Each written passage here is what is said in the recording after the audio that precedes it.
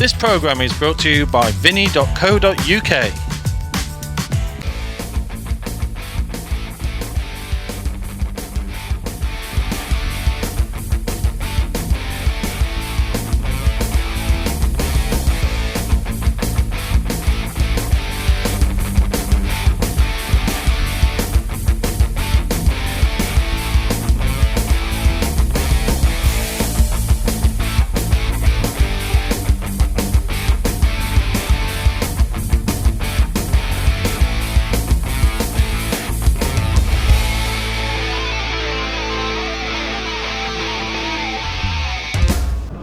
Well, welcome back to the Champions League pool here on Free Sports. Now, I mentioned before the break we were looking forward to a good match between Josh Kane and Martin McIntosh, with a chance for Kane to seal his place in the quarter-finals. Our tournament organisers thought, no, we won't do that. We like to keep things interesting.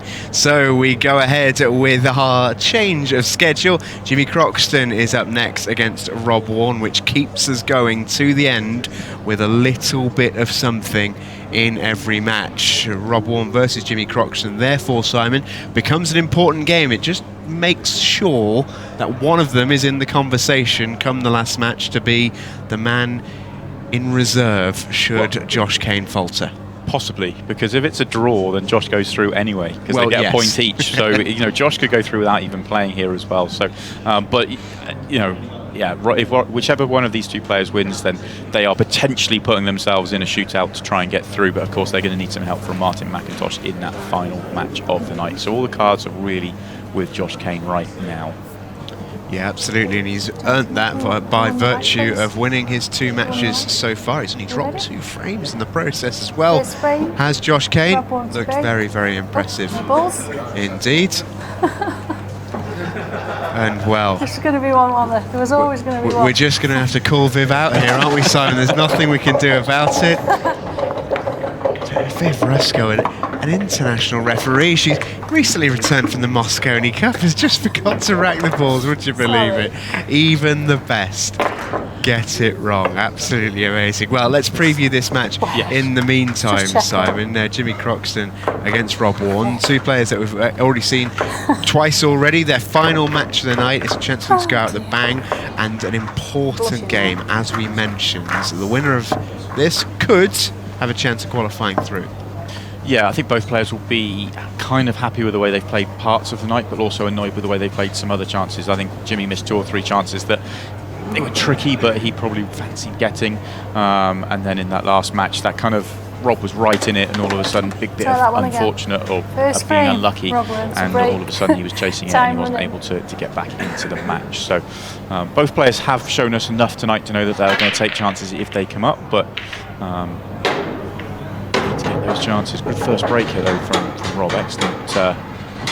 Excellent break, although you can see his frustration. The 2 balls at the top of the table have come together and make it awkward. Yeah, he nearly went in off, which was his first worry. And after that, the split looks pretty good for Rob Wharne, who is in on reds here. It's a lovely first shot. Red at the top of the table, as Simon quite rightly identified, is his problem area. It's a big problem as well. So the yellow is in from this camera angle, it looks like there's half a chance to pot it, but the yellow is blocking that pot. Good shot. Where's the white? He's all right. That's a great shot. Yeah, I was thinking that it felt like he was a little thin on that to be able to play that shot, and if he doesn't get it off that ball, then the last 3 balls at the bottom of the table, it was really hard to get to that area. So he was able to get into it enough, and it is an excellent shot and great chance from here. Yeah, a little kiss on his last shot as well, just to open that black a touch. In fact, I actually think he might have achieved the opposite of that. He might have just tied the black up there to the pocket that he might have wanted to play it into. Well, he had a chance like that in his last match, didn't he, where he made the clearance but couldn't nudge the black on and had to take it as a double and wasn't able to make it. I think it's even harder this time if the black doesn't go. But he's already had a look at this. I'm pretty sure as long as he finishes, I think, a fraction low on it, I think he can cut the black back. He might even be able to pot it if he lands straight.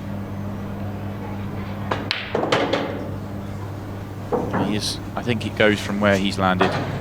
He's giving it a good old look. just to make sure. Shot. Frame. 1-0 to Rob Wharne. Very impressive stuff, especially having to come straight back on the table after the disappointment of the last match, which got away from him very, very quickly at the end there, and to start with a break and dish. Excellent stuff.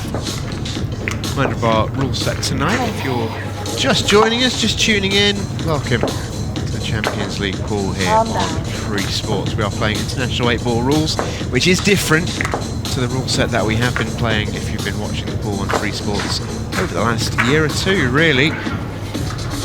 We are playing international 8-ball rules. Big difference really is how fouls are handled. That's the one you'll notice most often. A foul now is not 2 shots as in other games. It's not a shot and a visit as we've been used to. It's simply cue ball in hand, and the visit goes on from there. We've seen already a real good use of the combination shot throughout this lineup of matches so far tonight. Don't have to pot your own ball to pot your opponents as long as you play a legal shot. We've had some really interesting breaks from Jimmy Croxton so far in this match. He's been struggling with it all night, and that is maybe the worst one he's hit all night. And actually we hear from our referee Viv there, that is actually a good job. We just showed the rules. That is a foul break from Jimmy. 4 balls not past the centre line. That's a 4-point rule. So a foul. I think it was an illegal break because 4 didn't go. You didn't score 4 points. Yeah, that's exactly right. If 4 balls, you've got a 4-point rule. So if you either pot a ball, a point per pot, the ball goes in, or a point per ball that goes past the centre line. And yeah, if it's a foul break, then it will be a re-rack. There, in other rule sets, it's sometimes a choice of whether you re-rack it. In this rule set, if it is deemed a foul break, then it will be just a re-rack, and it will be Rob Warne's break, or Rob Wharne will get the choice of the break. It was an illegal break. Yeah, Viv just explained the rules to the 2 players. Absolutely correct as well, as we've just seen on the replay. No need for any video assistance for our referee tonight. Yeah. Viv calling it absolutely spot on. 3 balls past the centre line, non-potted. That is 3 out of the 4 on the 4-point rule, so re-rack is required. Did you break that?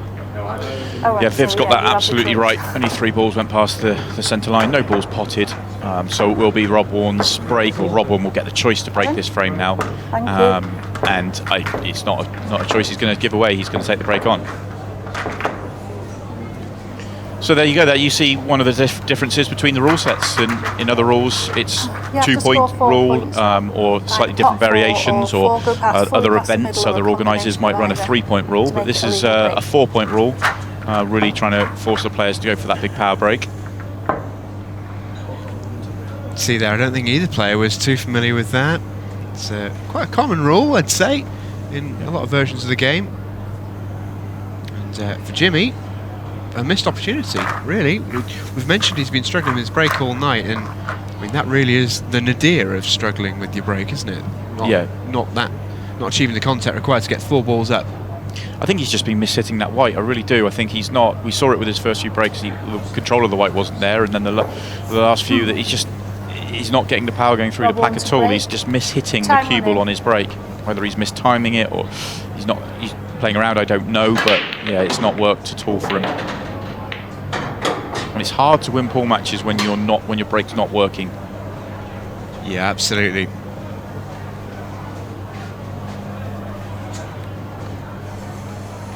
It's not the best of breaks from Rob either, ironically, but he made a ball early on, and he's at the table. He's got to get a move on. Red ball's in play. It's very rare that a player gets an opportunity to make back-to-back break and dishes, because he broke dish the first frame of the night, or first frame of the match, and here he is again with another opportunity. With alternate break, it doesn't happen. Although this is tricky. Yeah, so much so that, oh, that's brilliant. I was about to say he's not going to go for the finish, but he's played the billiard shot and he's played it well. I don't know if he's playing this to try and pot it or more just try and block the pocket off. But it has gone in. And he's made the next pot, which is a great pot as well, and now it's fairly routine. Well, that's one of the early contenders for shots of the tournament. Really, really clever bit of thinking. Yeah, excellent.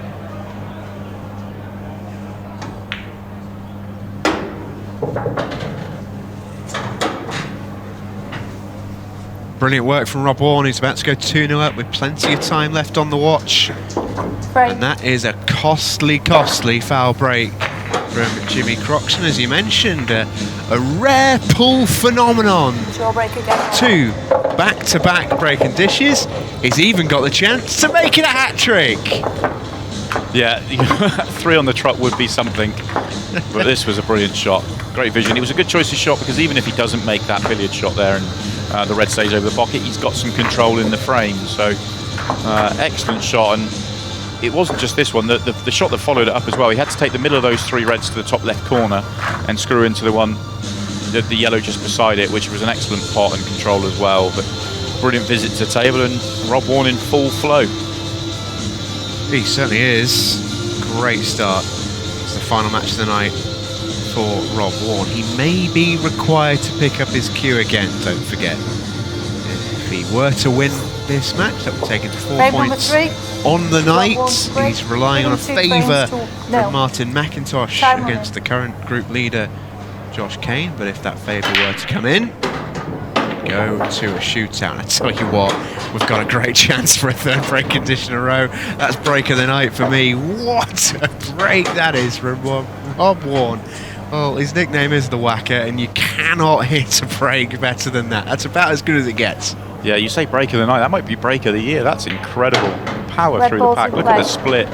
Look at the opportunity he's given himself. This is, well, this is a 3rd breaking dish on the trot potentially. And I can genuinely say, in all the matches that I've watched, I have never seen that. I definitely have an alternate break to make 3 on the trot. It just doesn't happen because you don't get the opportunities. Lovely little cannon to get the only ball that was semi-difficult out. He's really feeling out there, isn't he? He's really found a little something. He's sort of almost bouncing around the table with confidence. This match could be a contender for one of our quickest as well, if Jimmy's break struggles continue in the next frame. This should be all said and done with frame 3 here for Rob Wharne. In next to no time.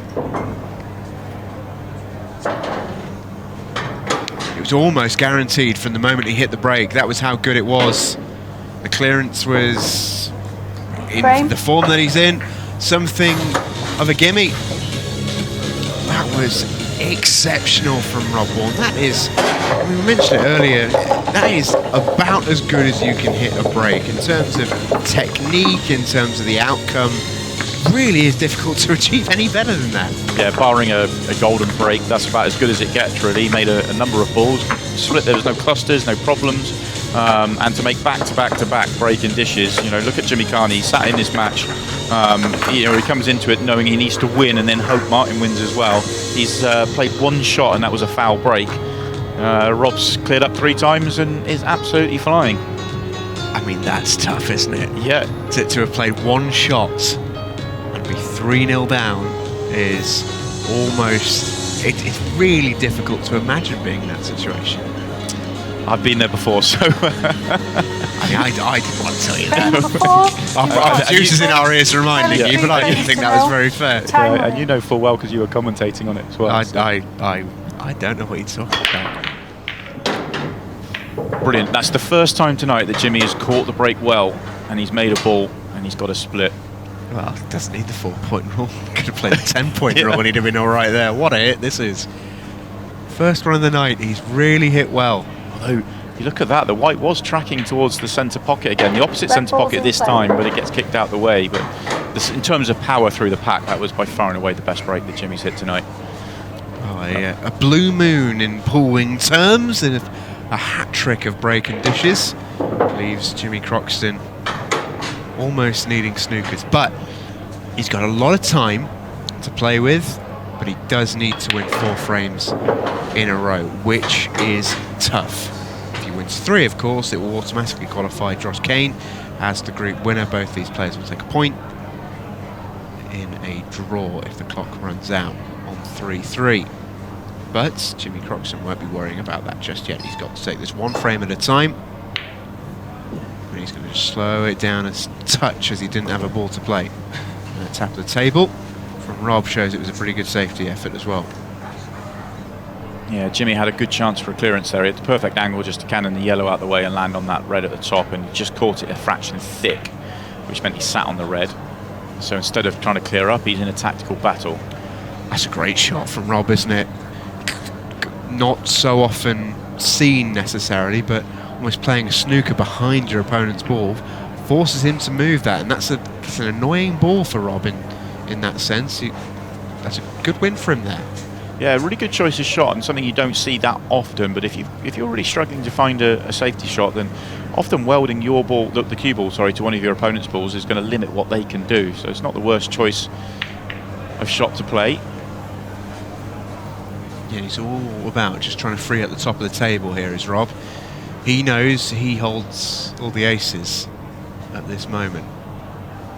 Jimmy Croxton, at some point, might just have to go for it. Go for it, he does. Where's the white? You can see the red in the middle of the table. Whether he can do anything with this is another matter, but he's not snookered. Might have to take the red nearest the right centre to the bottom right corner.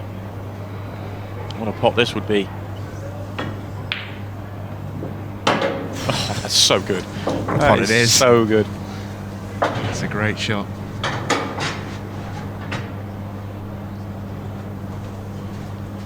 That's a really tough shot in the circumstances as well. Just left himself the wrong angle on the red. He was coming down the table, and the reason that's going to cause a problem now, when he pops the red to the top left, the cue ball is going to go into the yellow. So he's hoping that it's going to hit the yellow and come down the left-hand side of the table. And that's what it's done. A fraction too far down the left-hand side. This is now a tough black.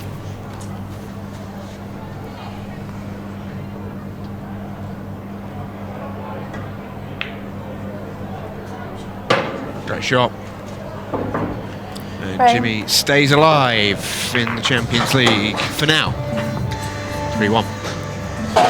Impressive stuff from Jimmy, under all sorts of pressure, especially when you consider he had a good chance to get it done in his first visit, wasn't able to take it, waited, and then that clearance there, where he wasn't able to get hold of the white, was pretty impressive. Mind what we've got coming up next week.